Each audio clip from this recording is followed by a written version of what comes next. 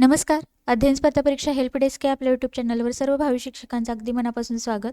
CTET 2026साठी बघा आपण जी PYQ अनालिसिसची जी series चालू केलेली आहे, व्हिडिओ सिरीज, त्याच्यामध्ये आज आपण SSTचा 5 नंबरचा सेट बघणार आहोत. SSTचा 5 नंबरचा सेट बघा. आणि नव्याने जे कोणी आज आपल्या चॅनलला जोडले गेलेले आहेत किंवा नव्याने पाहत आहेत त्यांनी लक्षात ठेवा बघा. तर त्यांनी काय करायचं आहे की आपलं चॅनल आधी सबस्क्राईब करायचं आहे, आपलं टेलिग्राम ग्रुप जॉईन करायचं आहे, त्याचबरोबर चॅनलची जी लिंक आहे, जे कोणी तुमचे मित्रमैत्रिणी CTET 2026साठी तयारी करत आहेत तर त्यांच्यापर्यंत पोहोचवायचे आहेत. यामध्ये बघा आपण SSTचे जवळजवळ 4 सेट आपण कव्हर केलेले आहेत. 4 सेट म्हणजे जवळजवळ बघा 240 प्रश्न आपण SSTचे घेतलेले आहेत. मराठीचे भाषा 1 आणि भाषा 2साठी प्रत्येकी 6 सेट, म्हणजे याच्यातून आपण जवळजवळ 360 प्रश्न कव्हर केलेले आहेत. हिंदीचे आपले 3 सेट पूर्ण झालेले आहेत बघा, हिंदीचे. आणि आता हा आपला 5वा सेट झाला की आपण पुन्हा हिंदीचे सगळे सेट कव्हर करणार आहोत आणि त्याच्यानंतर बालमानसशास्त्राचे. म्हणजे इथून बघा पूर्ण 150 प्रश्न तुमचे ह्या आपल्या एका चॅनलवरून तुमचे समजून जाईल तुम्हाला की तुम्हाला SSTसाठी किंवा पेपर 2साठी CTETला काय काय विचारलं जातं आणि प्रश्नांचं स्वरूप आणि कोणत्या भागावर तुम्हाला जास्तीत जास्त प्रश्न येतात त्या सर्व टॉपिकची माहिती तुम्हाला त्या प्रश्नातून किंवा PYQ अनालिसिसच्या व्हिडिओतून होऊन जाईल. तर बघा, टेलिग्राम ग्रुपची लिंक तुम्हाला डिस्क्रिप्शन किंवा कमेंट बॉक्समध्ये मिळून जाईल. तिथून तुम्ही या सर्व PDF पाहू शकता. तिथे मी अपलोड केलेले आहेत. 6वी 7वी RTV जे NCERT बुक आहेत बघा. आपलं वेटेज किती आहे SSTचं, तर 60 मार्काचं एकूण वेटेज आहे. आणि या 60 पैकी बघा 40 प्रश्न तुम्हाला कोअर कंटेंटवर असतात आणि 20 प्रश्न कशावर असतात, तर 20 प्रश्न तुम्हाला कशाचे असतात, तर अध्यापनशास्त्रावर आधारित असतात. आता या जर 40 प्रश्नाची जर तुम्हाला तयारी करायची असेल बघा, तर तुम्हाला NCERT वाचणे मस्ट आहे. आणि NCERTच्या सर्व PDF नवीन जे NCERTचे बुक आहेत बघा, सोशल सायन्स नावाचं एकच पुस्तक आहे. त्याच्यामध्ये इतिहास, भूगोल, नागरिकशास्त्र सर्व गोष्टी दिलेल्या आहेत. 2024 पूर्वीचा जो सिलेबस होता बघा, त्याच्यामध्ये तुम्हाला इतिहास, भूगोल वेगळी पुस्तक होती.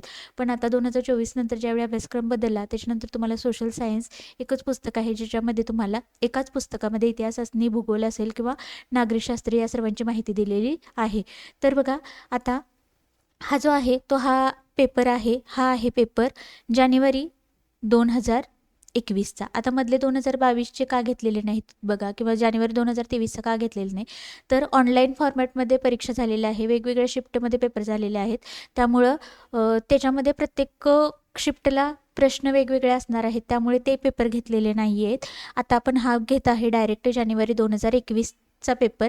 आणि हा ऑफलाईन मोडला झालेला होता, त्यामुळे आपण हा पेपर आता घेत आहोत. आणि जे आधीचे जे पेपर, याच्यानंतरचे जे पेपर झालेले आहेत ते कसे झालेले आहेत, तर ऑनलाईन झालेले आहेत. त्यामुळे आपण डायरेक्ट जानेवारी 2021चा पेपर आत्ता घेत आहोत बघा. तर चालेल, लगेच सुरू करूया. SSTचे 60 पैकी पहिला भाग आहे आपला आणि ह्याच्यामध्ये आपण आता 30 प्रश्न कव्हर करणार आहोत बघा. तर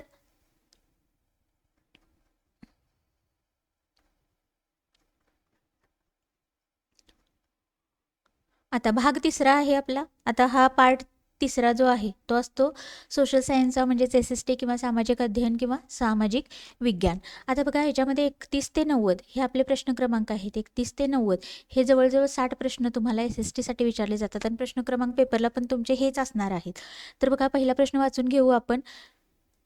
भारत में शरद ऋतु के संबंध में कथन A, B और C पर विचार कीजिए और सही विकल्प का चयन कीजिए. बघा, शरद ऋतूशी संबंधित कथने दिलेली आहेत आणि त्या कथनावर आपल्याला विचार करायचा आहे आणि योग्य कथन काय करायचं आहे, आपल्याला निवडायचं आहे. बघा, कथने आपण काय करू, वाचून घेऊया. पहिला आहे बघा, इस मौसम को दक्षिण पश्चिम मान्सून के नाम से भी जाना जाता है. आता कोणता ऋतू दिलेला आहे बघा, शरद ऋतू. शरद ऋतू म्हणजे कोणता, हिवाळा. तर या ऋतूमध्ये बघा, मौसम को दक्षिण पश्चिम मान्सून के नाम से भी जाना जाता है. इथं दक्षिण पश्चिम येणार नाही बघा, तर इथं कोणतं येईल, उत्तर पूर्व. त्यामुळे ऑप्शन A आपलं गेलं बघा. आणि A विधान चुकीचं आहे. तर बघा, आता इथं काय दिलेलं आहे, A और B सही, त्यामुळे हा ऑप्शन गेला. A और C सही, हा ऑप्शन गेला. आता त्याच्यानंतर बघा, बी विधान काय आहे, इस मौसम में पवन बंगाल की खाड़ी तथा अरब सागर से स्थल की ओर बहती है. बघा, शरद ऋतूमध्ये जमिनीकडे वारे वाहत नाहीत तर जमिनीकडून समुद्राकडे वाहतात, त्यामुळं बी पण विधान चुकीचं आहे. बघा तिसऱ्या विधानमध्ये बी और सी सही, त्यामुळे आपलं तिसरं पण गेलं बघा. तर आता तिसरं सी बघू आणि डायरेक्ट आपल्याला उत्तरच मिळालं, ए बी सी सभी गलत. हे तिसरं वाचून घेऊ बघा. यह मौसम मान्सून के आने तथा आगे बढ़ने का मौसम हे. आता शरद ऋतूमध्ये काय होतं बघा, पावसाळा संपतो हिवाळ्यामध्ये, त्यामुळे हे काय आहे तर मौसम के आगे बढ़ने का नाही, तर बघा मौसम के समाप्ती का प्रावधान हे, इसलिए बघा त्यामुळं ए बी सी तिन्ही विधाने चुकीचे आहेत. ऑप्शन क्रमांक 4 उत्तर असेल. 32 नंबरचा प्रश्न बघा. निम्नलिखित में से कौन सी नदी या सुंदरबन डेल्टा का निर्माण करती है. आता डेल्टा म्हणजे काय बघा, काही मराठी वर्ड आहेत ते तुम्हाला प्रश्न वाचूनच समजतील बघा, ते तुमच्या लक्षात येतील. डेल्टा म्हणजे काय असतं तर त्रिभुज प्रदेश. सुंदरबन जो त्रिभुज प्रदेश आहे, तर निम्नलिखित में से कौन सी नदिया या म्हणजे कोणत्या नद्या ह्या सुंदरबन जो त्रिभुज प्रदेश आहे तर त्याचं निर्माण करतात. ए आहे एक बघा गंगा एव ब्रह्मपुत्रा, 2 आहे नर्मदा एव तापी, 3 आहे महानदी एव गोदावरी आणि 4 आहे कृष्णा एव कावेरी. सगळ्यांना माहीत आहे सुंदरबन त्रिभुज प्रदेश कोणत्या नद्यांच्या पासून, गंगा आणि ब्रह्मपुत्रा. ऑप्शन क्रमांक 1 बरोबर असेल. 33 नंबरचा प्रश्न बघा. अंतरिक्ष से, आता हे पुन्हा हे कशावर प्रश्न आहे, वायुमंडलवर आधारित आहे बघा. तुम्हाला सांगितल्याप्रमाणे स्थलमंडल, जलमंडल, जैवमंडल, त्याच्यानंतर वायुमंडल हे 4 आहेत. भूआवरण, जलावरण, वातावरण आणि जीवावरण. याच्यावर तुम्हाला 100% CTETला एकतरी प्रश्न असतोच बघा. तुम्ही मागचे 4 सेट जर कव्हर केले नसतील तर ते पहा, तुम्हाला एकतरी प्रश्न दिसेल. त्यामुळे हा टॉपिक तुम्ही करायचाच आहे परफेक्ट. आणि त्याच्यामध्ये पण बघा वातावरण, आता हा वातावरण याच्यापैकी ते वातावरणाचे जे थर आहेत, तपांबर असेल, सितांबर असेल, याच्यावर जास्तीत जास्त प्रश्न विचारले जातात. तर बघा काय आहे, दिए गए लक्षणों ए और बी के आधार पर वायुमंडलीय परत की पहचान करे. वायुमंडलीय म्हणजे वातावरणाचे जे थर आहेत त्याचं काय करायचं आहे, आपल्याला ओळखायचं आहेत. हे बघा, अंतरिक्ष से प्रवेश करने वाले उल्कापिंड इस परत में आने पर जल जाते. हे ज्या उल्का आहेत बघा, अवकाशातून ज्यावेळी खाली येतात त्या या थरामध्ये काय येतात, जळून जातात. आणि बी काय आहे, इस परत में बढ़ती ऊंचाई के साथ तापमान घटता आहे. आणि जसजसं आपण वर जाऊ तसं उंची वाढत जाईल तसं बघा तापमान वाढ होत नाही, तर तापमानामध्ये काय होते, घट होते. आणि तो थर कोणता आहे बघा, क्षोभमंडल, समतापमंडल, मध्यमंडल आणि बाह्यमंडल. तो थर आहे मध्यांबर म्हणजेच मध्य मंडल. त्याच्यानंतर बघा आतपन का संबंध, हे आतपन का संबंध. आता आतपनचा संबंध कशाशी आहे बघा, इन्सोलेशन. तर याचं जे उत्तर आहे बघा, पहिला पर्याय वाचून घेऊ. वायुदाब के साथ, 2 आहे मौसमी पवनों के साथ, 3 आहे सूर्य ऊर्जा के साथ आणि 4 आहे बहिर्मंडल और उसमें होने वाली गैसों के साथ. तर याचं जे उत्तर आहे बघा, सूर्य ऊर्जा के साथ. आता इथं आतपन हा शब्द कुठं आहे बघा, उष्णकटिबंधीय प्रदेश हे झालेलं आहे बघा. तुम्हाला उष्णकटिबंधीय प्रदेशाशी संबंधित विचारलं पण होतं. तिथं आतपन असेल, ग्लोब असेल. रिसेंट ॲपलला 4था सेट त्याच्यामध्ये हा पर्याय दिसून जाईल बघा तुम्हाला. तर आतपन म्हणजे काय आहे, तर इथं बघा हा पृथ्वीगोल आहे, इथं विषुववृत्त आहे, इथून आणि इथून खाली 23.5 कर्कवृत्त आणि मकरवृत्त हा जो भाग आहे हे काय आहे, तर हा पूर्ण प्रदेश काय आहे बघा, उष्णकटिबंधाचा आहे. आणि इथं काय आहे, सर्वाधिक उष्णता ह्या विषुववृत्ताच्या जवळच्या आसपासच्या भागामध्ये असते. तर आतपनचा संबंध कशाचा आहे, तर सूर्य ऊर्जा के साथ. ऑप्शन क्रमांक 3. 35 नंबरचा प्रश्न बघा. उचित विकल्पों के साथ निम्नलिखित का मिलान कीजिए. आता वन सांगितलेले आहेत बघा, शंकुधारी वन, त्याच्यानंतर भूमध्य सागरीय वनस्पती, 3 आहे उष्णकटिबंधीय सदाबहार वन आणि 4 आहे शीतोष्ण सदाबहार वन. आता ह्याचं जे उत्तर आहे बघा, शंकुधारी वन कसे असतात बघा, नरम काष्टवाले सदाबहार वृक्ष. कशा असतात, नरम. त्यांचं लाकूड कसं असतं, मऊ असतं. त्यामुळं एचं 3 बरोबर जोडी कुठं आहे बघा, 1 नाही, 4 नाही. आता पुढे बीचं बघू आपण. तर इथं बघा बी मध्ये काय दिलेलं आहे, भूमध्य सागरीय वनस्पती. आता भूमध्य सागरीय वनस्पतीमध्ये काय येतं, तर महाद्वीपो एव पश्चिम एव दक्षिणी पश्चिम किनारा. आता भूमध्य सागरीय वनस्पती कुठं आढळतात बघा, महाद्वीप म्हणजे जे खंड आहेत आणि पश्चिम आणि दक्षिण पश्चिम. आता दक्षिण पश्चिम म्हणजे काय येतं बघा, नैऋत्येकडचा जो भाग आहे तर तिथं भूमध्य सागरीय वनस्पती आढळतात. त्यामुळे बीचं 4 येईल आणि बीचं 4 असलेला पर्याय आहे ऑप्शन क्रमांक 2. पुढचं आपण बघून घेऊ बघा, उष्णकटिबंधीय सदाबहार वन. आता हे कसे असतात तर दृढ काष्टवाले वृक्ष. कसे असतात, त्यांचं लाकूड कसं असतं, कठीण असतं. आणि त्याच्यानंतर पुढे आहे शीतोष्ण सदाबहार वन. याचं उत्तर आहे बघा महाद्वीपोका पूर्वी किनारा. पूर्वी किनारा, महाद्वीप म्हणजे काय, महासागर जे आहेत बघा किंवा महाद्वीप जे आहेत त्यांचा जो पूर्व किनारा आहे तर तिथं शीतोष्ण सदाबहार वने आढळतात. 35चा ऑप्शन क्रमांक 2 उत्तर आहे. त्याच्यानंतर पुढे बघा 36 नंबरचा प्रश्न आहे, दिए गए दोनों कथनों पर ध्यान दे और उचित विकल्प का चयन कीजिए. ए आणि बी, ए आणि आर दिलेलं नाही. ए आणि बी दोन स्वतंत्र विधाने आहेत बघा. आणि ए आणि आर दिलेलं असतं त्यावेळी एक अभिकथन असतं आणि दुसरं काय असतं, त्याचं कारण असतं. आता इथं ए आणि बी कथन आहेत, सहारा रेगिस्तान एक समय में पूर्णतया हरा भरा मैदान था. हे विधान बरोबर आहे बघा 36 नंबरचं. तर हे ए बरोबर आहे बघा. त्यामुळं ए गलत इथून गेलं. त्याच्यानंतर ए बी दोनों गलत इथून गेलं. त्याच्यानंतर बी बघा, सहारा की गुफाओं से प्राप्त चित्र नदिया मगर हाती शेर पशु तथा बकरिया दर्शाते. हे NCERTचं जर तुम्ही पुस्तके रेफर केले तर हे दोन्ही पॉईंट तुम्हाला तिथे मिळून जातील आणि दोन्ही बरोबर आहेत बघा. ऑप्शन क्रमांक 3 मध्ये त्याचं उत्तर आहे. ए और बी दोनों सही है. आणि त्याच्यानंतर बघा 37 नंबरचा प्रश्न आहे, डॉल्फिन के बारे में दिए गए ABC और डॉल्फिन के बारे में दिए गए ए बी और सी कथनों पर विचार कीजिए और सही विकल्प का चयन कीजिए. आता डॉल्फिनच्या संदर्भात 3 विधानं दिलेली आहेत, त्याच्यावरून आपल्याला योग्य पर्याय निवडायचा आहे. ए बघा, गंगा और ब्रह्मपुत्र नदी के अलवन जल में डॉल्फिन पाई जाती है. अलवण, अलवण, आता लवण म्हणजे काय, क्षारता. आता बघा समुद्राचं पाणी कसं असतं, खारट असतं, म्हणजे त्याला लवण जल म्हटलं जातं. आणि गंगा आणि ब्रह्मपुत्र ह्या नदी आहेत आणि नदी म्हणजे अलवण म्हणजे काय, क्षारता नसलेलं जे गोडे पाणी आहे आणि ह्याच्यामध्ये हे डॉल्फिन आढळतात. त्याच्यानंतर बघा काय आहे पहिलं ए विधान, गंगा आणि ब्रह्मपुत्राच्या अलवण म्हणजे खारट नसलेलं म्हणजे गोड्या पाण्यामध्ये डॉल्फिन सापडतो. त्याच्यानंतर बी आहे, डॉल्फिन अभयारण्य बिहार राज्य में अवस्थित है.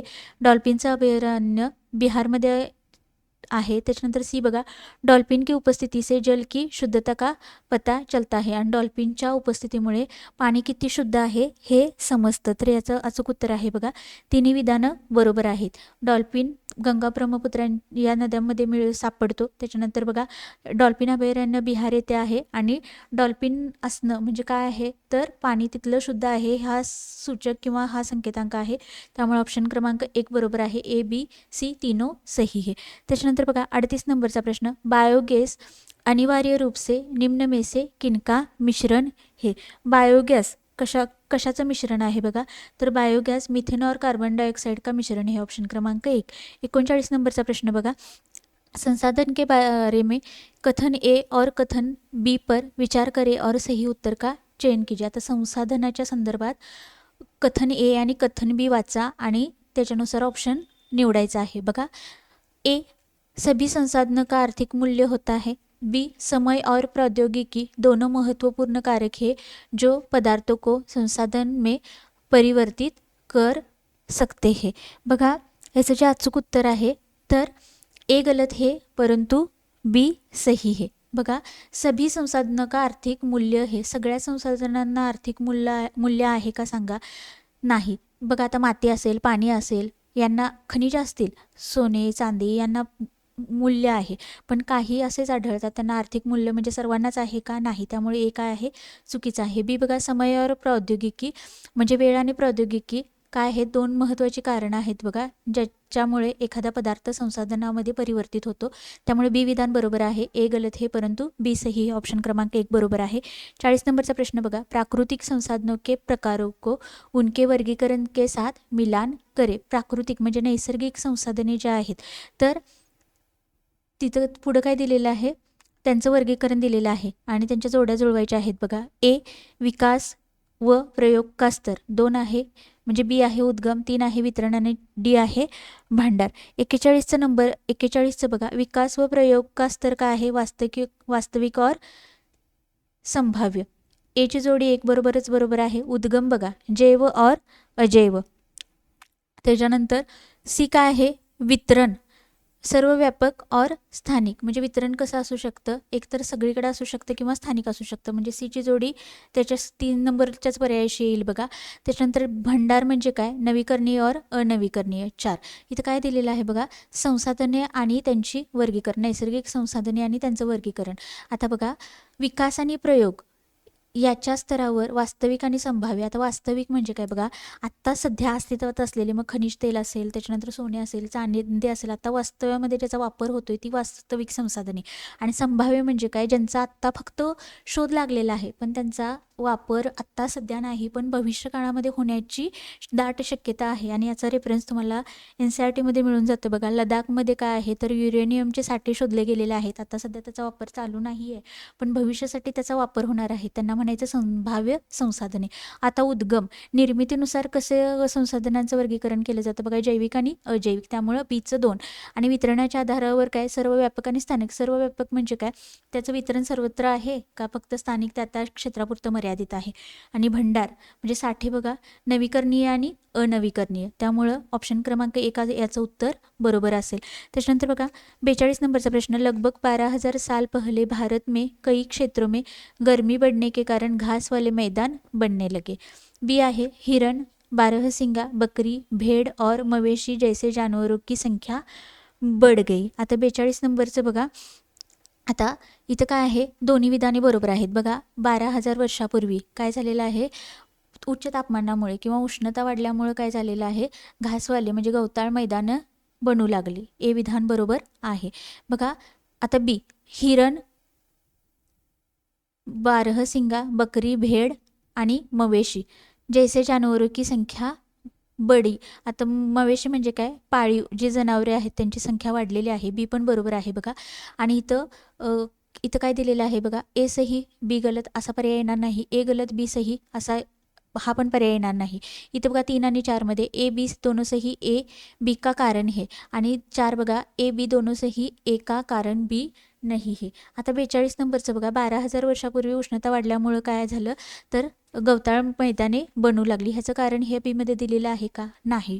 ही दोन्ही विधाने स्वतंत्ररित्या बरोबर आहेत पण एचं कारण बी नाही. त्यामुळे बघा ऑप्शन क्रमांक 4 अचूक येईल आपल्याला. ऑप्शन क्रमांक 4 उत्तर आहे. 43 नंबरचा बघा, पूरा स्थलों के संदर्भ में निम्नलिखित में से कौन सही है.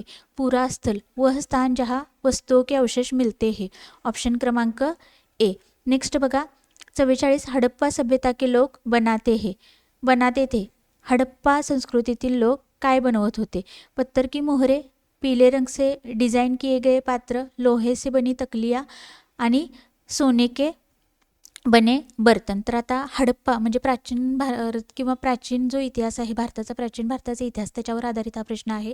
आणि हडप्पाकालीन जी सभ्यता आहे किंवा हडप्पा संस्कृती असेल त्याच्यावर प्रश्न येतो बघा. हडप्पा संस्कृती, सिंधू संस्कृती दोन्ही एकच संस्कृतींची नावे आहेत किंवा एका संस्कृतीची 2 नावे आहेत. हडप्पा आणि सिंधू दोन्ही एकच आहेत. काही मुलांचं कन्फ्युजन असतं, सिंधू संस्कृती वेगळी हडप्पा वेगळी. तसं नाही बघा, हडप्पाला सिंधू संस्कृती म्हटलं जातं. आणि त्याच्यावर काय आहे तर पत्तर म्हणजे खडकापासून मोहरे बनवली जात होती ते, हे पण बरोबर आहे बघा. आणि सोनेसे बने बर्तन, ए आणि डी पाहिजे. ए आणि डी असणारा पर्याय आहे ऑप्शन क्रमांक 2. त्याच्यानंतर बघा 45 नंबरचा प्रश्न, एक महापाषाण कब्र में 2 कंकालों के अवशेष थे. इन दोनों में से महिला के कंकाल का अनुमान लगाने हेतु देखना होगा. आता हा प्रश्न रिपीट झालेला आहे बघा. एक महापाषाणकालीन कब्र आहे तर तिथं बघा 2 कंकालों के अवशेष थे. इन दोनों में से महिला के कंकाल का अनुमान लगाने हेतु देखना होगा. आता तिथं 2 काय असणार आहेत बघा, हाडांचे सांगाडे असणार आहेत. त्याचे 2 अवशेष आहेत. त्याच्यापैकी महिला कशी ओळखायची ते बघा. ए हड्डियों की संरचना, बी कंकालों के साथ मिले आभूषण, सी आहे कंकालों के आकाराने, डी आहे कंकालों के साथ मिले खाना पकाने के बर्तन. आता त्यापैकी महिलेचं शव कोणतं आहे हे कसं ओळखायचं बघा, तर ऑप्शन क्रमांक 1 हड्डियों की संरचना. फक्त या एका विधानावरून आपण ओळखू शकतो की ते कशाचा अवशेष आहे. म्हणजे ते जे पुरावे सापडलेले आहेत ते कशाचे आहेत बघा, तर महिलेचे आहेत की पुरुषाचे. फक्त एका हड्डियों की संरचना याच्यावरून आपण ते सांगू शकतो. त्याच्यानंतर 46 नंबरचा प्रश्न बघा, प्रारंभिक काल से शुरू करके आरोही क्रम में निम्नलिखित को सजाई. प्रारंभिक सुरुवातीचा जो काळ आहे क्रम लावायचा आहे फक्त इथं बघा. ए वेदों की रचना की शुरुआत, बी आहे महापाषाणों के निर्माण की शुरुआत, सी आहे इनाम गाव में कृषकों का निवास आणि डी आहे चरक. आता 46 नंबरचं जे उत्तर आहे बघा ABCD दिलेला क्रम कसा आहे, अगदी बरोबर आहे बघा. तर वेदों की रचना की सुरुवात, वेदांच्या रचनेची सुरुवात, त्याच्यानंतर महापाषाण के निर्माण की सुरुवात, तिसरा आहे इनाम गाव में कृषी कृषकों का निवास आणि डी आहे चरक. ऑप्शन क्रमांक 1 बरोबर आहे 46चं. 47 नंबर बघा, हाल के काल से शुरू करके अवरोही क्रम उल्टा में निम्नलिखित को सजाए. आता उलट्या क्रमाने जायचं आहे, उतरता क्रम लावायचा आहे बघा. ए लोहे के प्रयोग में बढ़ोतरी, नगर आहत सिक्के. बी आहे उपमहाद्वीप में लोहे के प्रयोग की शुरुआत. सी आहे अरिकामेडू पत्तन में बसना. आणि डी आहे संगम साहित्य की रचना की सुरुवात. आपल्याला पुढे जायचं नाही, आपल्याला मागं जायचं आहे बघा आणि उतरता क्रम लावायचा आहे. याचं अचूक उत्तर आहे बघा ऑप्शन क्रमांक 3 C D A B. C D A B म्हणजे पहिलं काय येणार, पहिला सी बघू आपण, अरिकामेडू पत्तन में बसना. त्याच्यानंतर डी काय येईल,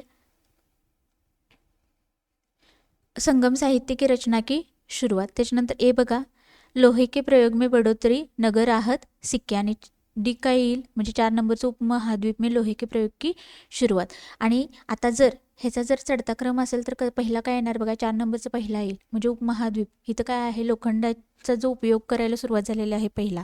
त्याच्यानंतर काय बघा, लोखंडाच्या प्रयोगामध्ये वाढ आणि नगर आणि आहत सिक्के हे 2 नंबरचं विधान येईल. 3 नंबरचं काय येईल बघा, संगम साहित्य. संगम साहित्य कुठलं आहे तर तमिळनाडूमधील आहे. आणि चौथं काय येईल, अरिकामेडू पत्तन में बसना. त्याच्यानंतर नेक्स्ट बघा 48 नंबरचा प्रश्न, चोल मंदिर धार्मिक सामाजिक एवं सांस्कृतिक जीवन के केंद्र थे.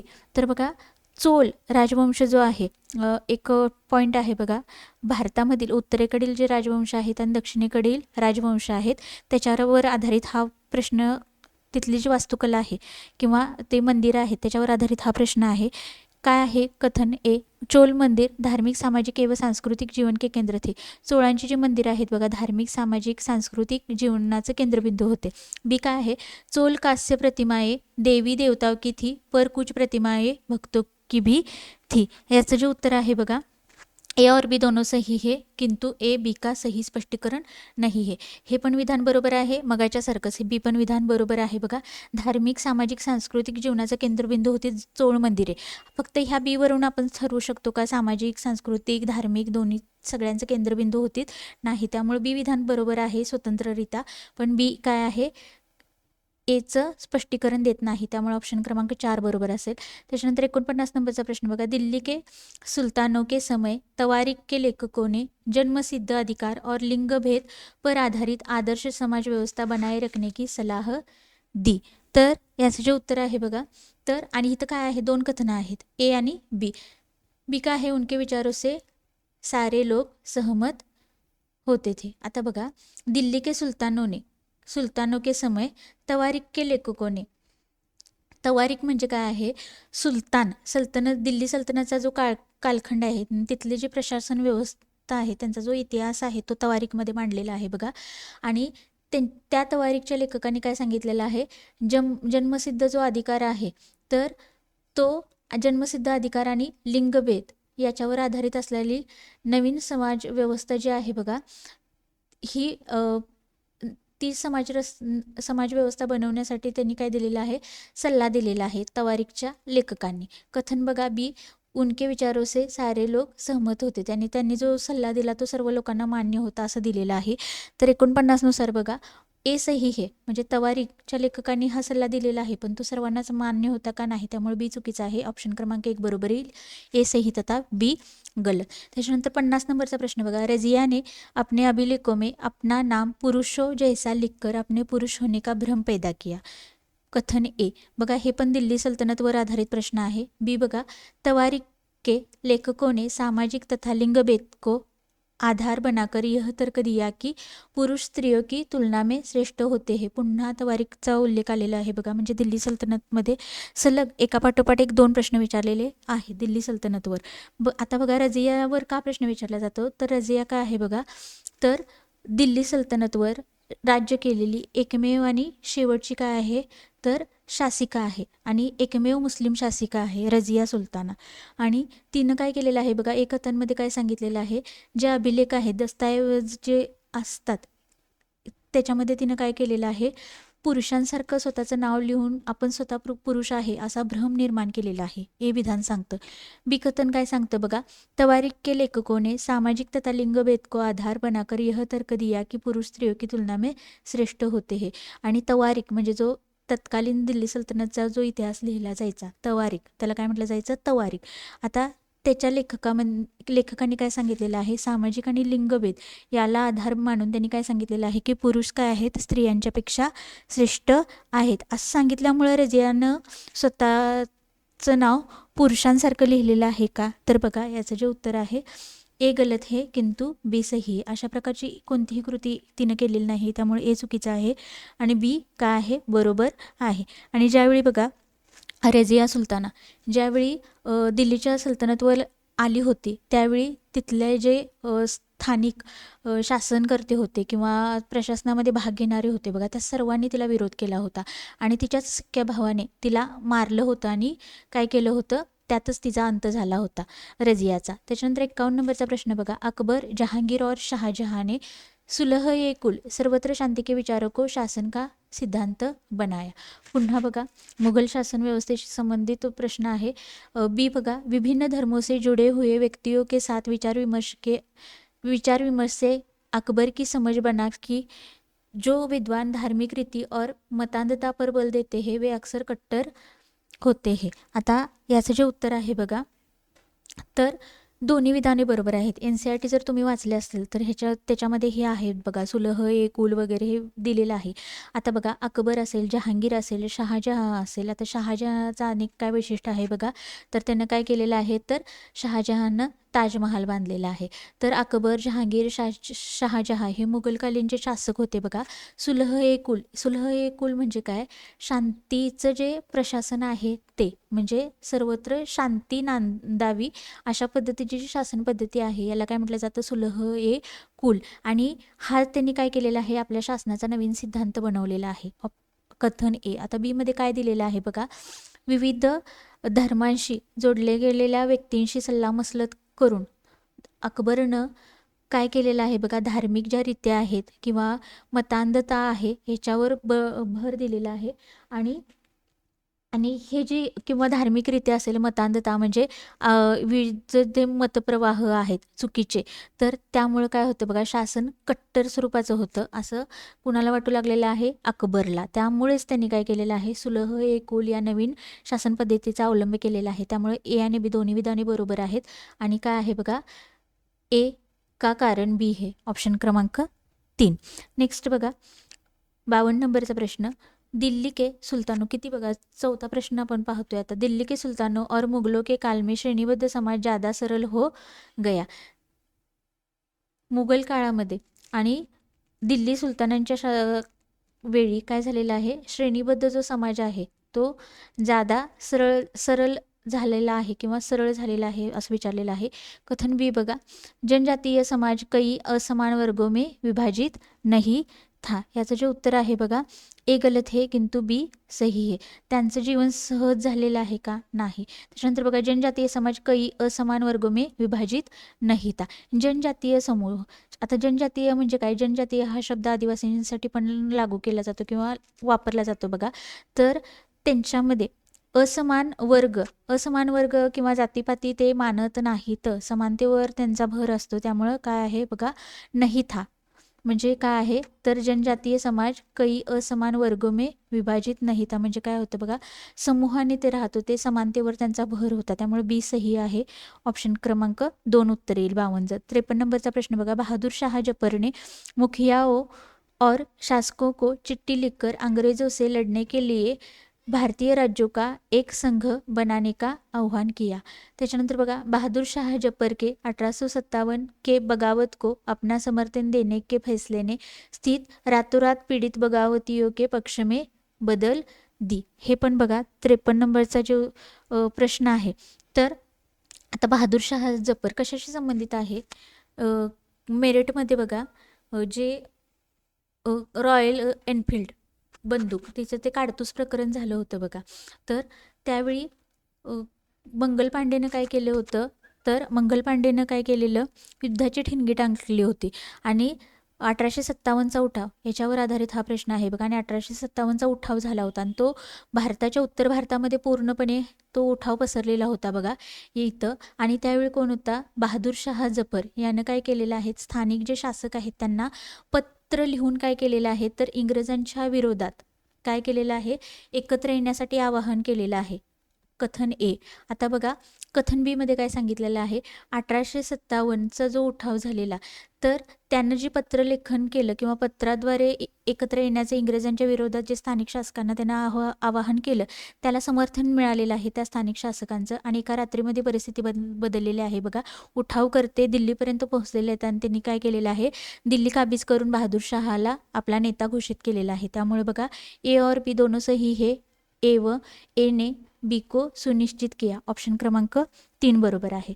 53 नंबरचा प्रश्न बघा, औपनिवेशिक काल के दौरान महिलाएं जाति एवं सुधार के संदर्भ में निम्नलिखित में से कौन सा विकल्प गलत है. औपनिवेशिक काल म्हणजे काय, वसाहतवादाचा जो कालखंड आहे त्याला काय म्हटलं जातं, औपनिवेशिक काल. आता या कालखंडादरम्यान बघा महिला काय आहे तर जाती आणि सुधारणा याच्या संदर्भात कोणते विधान काय आहेत, चुकीचे आहेत. गलत इथं अंडरलाईन केलेले आहे. चुकीचे विधान सांगा वसाहतवादाच्या कालखंडामध्ये. एक बघा, पंडित रमाबाई ने पूना में एक विधवा गृह की स्थापना की. 2 प्राचीन ग्रंथों के ज्ञान से सुधारकों को नए कानून बनवाने में मदद मिली. 3 बघा, विद्यासागर ने विधवा विवाह का सुझाव दिया. 4 काय आहे, प्रार्थना समाज ने केवल हिंदू ग्रंथों पर विचार विमर्श किया. तर याचं जे अचूक उत्तर आहे बघा, प्रार्थना समाज ने केवल हिंदू ग्रंथों पर विचार विमर्श किया.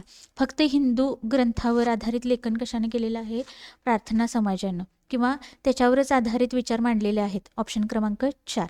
त्याच्यानंतर बघा 55 नंबरचा प्रश्न, तेलंगणा राज्य पहले भारत के किस राज्य का हिस्सा था. तेलंगणा बघा, तेलंगणाची निर्मिती कशातून झालेली आहे, आंध्र प्रदेशामधून. त्यामुळे ऑप्शन क्रमांक 4 बरोबर येईल. 56 नंबरचा प्रश्न, निम्नलिखित कथनों पर ध्यान दे और लोकतंत्र में संचार माध्यम की सही भूमिका का चयन कीजिए. संचार माध्यम, प्रसार माध्यमे जे आहेत तर त्यांची भूमिका स्पष्ट करायची आहे लोकशाहीमधली. ए बघा, इसे समाचार के माध्यम से नागरिकों को सूचना पहुंचानी चाहिए. बी बघा, इसे विज्ञापन के दृष्टिकोन को समाचार कार्यक्रमों के माध्यम से देनी चाहिए. आता विज्ञापन म्हणजे काय, जाहिरात. त्याच्यानंतर बघा सी, इसे हर दृष्टिकोन की चर्चा करनी चाहिए. तर बघा याचं जे उत्तर आहे काय असणार आहे, तर ऑप्शन क्रमांक 3. आता बघा बी इथून गेलं, बी इथून गेलं, बी इथून गेलं. आता बी कडे परत या, इसे विज्ञापन के दृष्टिकोन को समाचार कार्यक्रम के माध्यम से देनी चाहिए. आता प्रसार माध्यमे कशासाठी असतात बघा, जनतेमध्ये संवाद घडवून आणण्यासाठी किंवा काही सूचना असतील तर त्या जनतेपर्यंत पोहोचवण्यासाठी समाज माध्यमे असतात. आता समाज माध्यमे कोणते कोणते आहेत बघा, टी व्ही असेल, मोबाईल असेल, इंटरनेट असेल, त्याच्यानंतर दूरचित्रवाणी असेल, टी व्ही असेल, रेडिओ असेल, मासिके असतील, वर्तमानपत्रे, ही सर्व समाज माध्यमे आहेत बघा. आणि प्रसारमाध्यमांचा उपयोग काय आहे तर जनतेचं हित आणि जनतेपर्यंत सूचना पोहोचवणे. आणि बी मध्ये काय दिलेलं आहे, इसे विज्ञापन के दृष्टिकोन को समाचार कार्यक्रमों के माध्यम से देनी चाहिए. बघा जाहिरात देण्याच्या दृष्टिकोनातून त्यांचा वापर झाला पाहिजे का, नाही. त्यामुळे बी येणार नाही. ऑप्शन क्रमांक ए आणि सी बरोबर आहे. 57 नंबरचा प्रश्न, निम्नलिखित में से कौन सा विज्ञापन रूढ़िवादी चित्रण जेंडर स्टीरियोटाइप का उदाहरण नहीं है. इथं बघा अंडरलाईन करून दिलेली आहे, नाही हे. बघा जेंडर रूढ़िवादी चित्रण, विज्ञापन रूढ़िवादी चित्रण म्हणजे जेंडर स्टीरियोटाइप का उदाहरण नहीं है. 1, स्पोर्ट्स जूते के विज्ञापन में एक लड़की फुटबॉल खेलती है.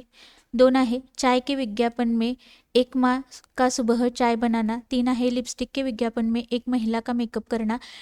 4 आहे, गाड़ी के विज्ञापन में एक महिला को पति द्वारा ऑफिस छोड़ा जाना. आता बघा जेंडर रूढिवादिता, आता ह्याच्यामध्ये काय येतं तर मुलींचीच कामं करताना दाखवली जातात आणि पुरुषांचीच. ह्याला काय म्हटलं जातं, रूढिवादी. म्हणजे त्यात तशा समजुती आहेत. म्हणजे जेवण बनवणे म्हटले तर मुली किंवा स्त्रिया आपल्या समोर येतात. किंवा एखादा पायलट असेल, पायलटचं उदाहरण एनसीईआरटीमध्ये दिलेलं आहे बघा. तर पायलट असेल तर पुरुष आपल्या डोळ्यासमोर येतो. तसं आता जी रूढिवादी संकल्पना आहे त्यांना छेद देणारी कोणती घटना आहे बघा. ऑप्शन क्रमांक 1, स्पोर्ट्स जूते के विज्ञापन में एक लड़की फुटबॉल खेलती हुई. बघा चाय के विज्ञापन में एक माँ, बरोबर आहे. आई काय करत आहे, चाय बनवत आहे, म्हणजे एक स्त्रीच बनवत आहे, हे बरोबर विधान आहे. लिपस्टिक के विज्ञापन में एक महिला का मेकअप करना, बरोबर आहे, महिलेचाच मेकअप केला जातो. 4 बघा, गाड़ी के विज्ञापन में एक महिला को पति द्वारा ऑफिस छोड़ा जाना. आता गाडी दाखवत असताना काय दाखवले, महिला चालवताना दाखवली का, नाही. तर तिचा पती तिला कामावर सोडत आहे असं दाखवलेलं आहे. त्यामुळे हे तिन्ही काय आहे बघा, रूढिवादी चित्रण करत आहेत. फक्त एक सोडून, त्यामुळे ऑप्शन क्रमांक 1 बरोबर येईल.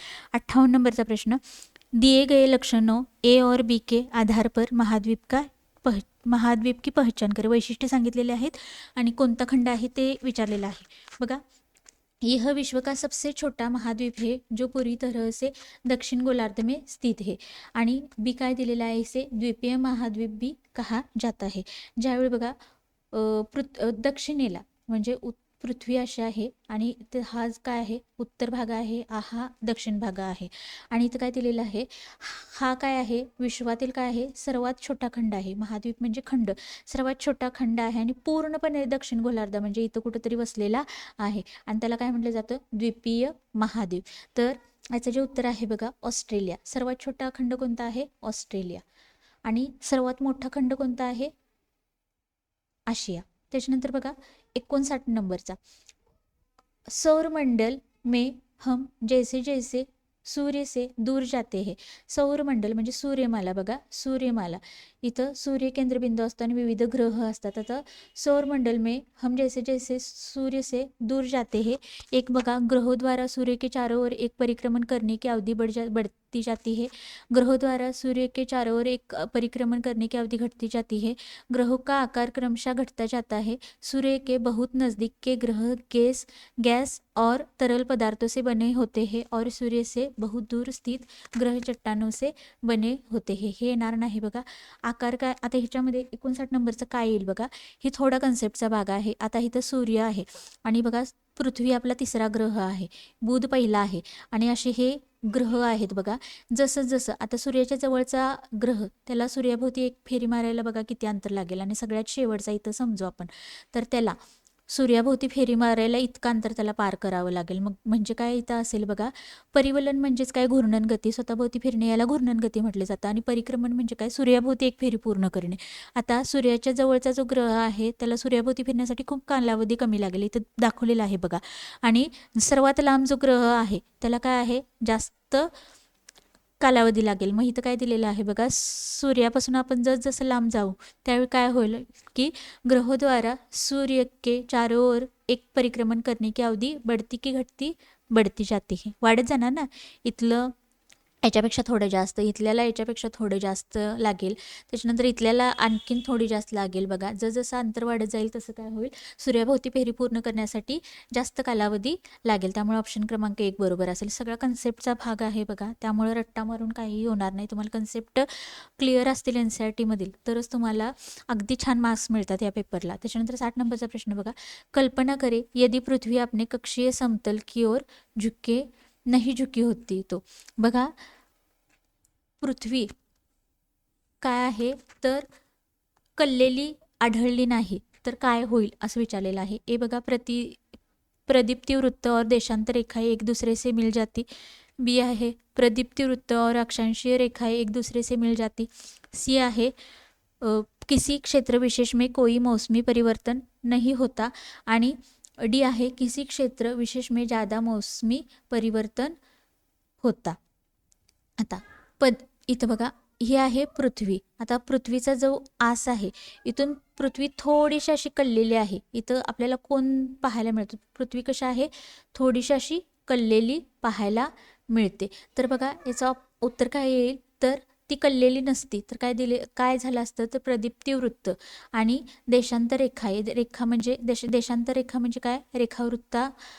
ह्या उभ्या ज्या रेषा आहेत त्यांना रेखावृत्त म्हटलं जातं बघा, आणि आडव्या ज्या आहेत त्यांना काय म्हटलं जातं, अक्षांश. तर प्रदीप्ती वृत्त आणि देशांतर रेखा एक दुसरे से मिल जाती. प्रदीप्ती वृत्त म्हणजे काय, तर पूर्व आणि पश्चिम भागामध्ये विभाजन करणारे जे वृत्त आहे त्याला प्रदीप्ती वृत्त म्हटलं बघा. हे आणि देशांतर रेखा म्हणजे रेखावृत्ते एक दुसऱ्यामध्ये काय झाले असतील, एकत्रित आले असतील. ऑप्शन क्रमांक ए याचा अचूक उत्तर आहे. अशा प्रकारे बघा आपण 31 ते 60 पर्यंतचे प्रश्न कव्हर केलेले आहेत. इथून पुढे 61 ते 90 इथून जे प्रश्न आहेत हे 30 प्रश्न आपण काय करूया, पुढच्या लेक्चरला कव्हर करूया. आणि इथं आपलं बघा SSTचं 5 नंबरचा सेट आपला कव्हर होतोय आणि इथं आपले जवळजवळ 300 प्रश्न कव्हर होतात. आणि एवढे प्रश्न खूप झाले बघा. वेळ मिळाला तर आणखीन 1-2 पेपर घेईन मी. नाहीतर हे 5 सेट तुम्ही अगदी व्यवस्थित बघून घ्या. मराठीचे पाहिलं नसेल तर मराठीचे पाहून घ्या. काही कंटेंटचा भाग अपलोड केलेला आहे तो पाहून घ्या. आणि आता बघा, जास्तीत जास्त तुम्हाला कंटेंट वाचण्यापेक्षा पण काय करायचं आहे, जास्तीत जास्त प्रश्न सॉल्व करायचे आहेत. आणि जे हे सारखे प्रश्न रिपीट झालेले आहेत नोट डाऊन करा, किंवा ते पॉईंट तुम्ही काय करा, लिहा, किंवा 1-2-4 पेपर असतील बघा, काही घटक आहेत रिपीट झालेला. आता ग्लोबवर प्रश्न येतोच, पुन्हा वातावरणाच्या थरावर 100% प्रश्न येतो, प्राचीन भारतावर 100% प्रश्न येतो, मध्यकालीन म्हणजे दिल्ली सल्तनतवर 100% प्रश्न असतो. त्या गोष्टी जिथून वाचायला मिळतील, मग NCERT पुस्तके असतील, तुमच्या नोट्स असतील, तिथून त्या पक्क्या करा. तिथूनच बघा, एखादा प्रश्न तुम्हाला आता CTETमध्ये पण पाहायला मिळेल त्या टॉपिकमध्ये, आणि तिथून पण तुमचा एकदा तो बेस पक्का झाला की तुमचे प्रश्न सॉल्व्ह होतील. आणि 150 प्रश्न मस्ट आहे बघा. 150 प्रश्न तुम्ही आजपासून वाचलेच पाहिजेत. आपल्या टेलिग्राम ग्रुपवर आपण एक ॲप दिलेला आहे, त्याची लिंक आहे बघा. तिथून तुम्ही मॉक टेस्टच्या स्वरूपामध्ये प्रश्न सोडवू शकता. ते काय करा, तुम्ही तिथून ते प्रश्न सॉल्व करा. आणि आता टेस्ट सिरीज सोडवण्यापेक्षा ॲक्च्युअल जे पेपर झालेले आहेत ते सोडवा. आणि त्याच्या PDF वगैरे हवे असतील तर आपला टेलिग्राम ग्रुप जॉईन करा. खूप मेहनतीने व्हिडिओ बनवत आहे. एक लाईक करा. तुमच्या एक लाईकमुळे बघा आणखीन 4-5 जणांच्यापर्यंत आपला व्हिडिओ पोहोचतो. त्यामुळे एक लाईक करायला अजिबात विसरू नका. आणि चॅनल सबस्क्राईब केलं नसेल तर चॅनल सबस्क्राईब करून ठेवा. चालेल, धन्यवाद.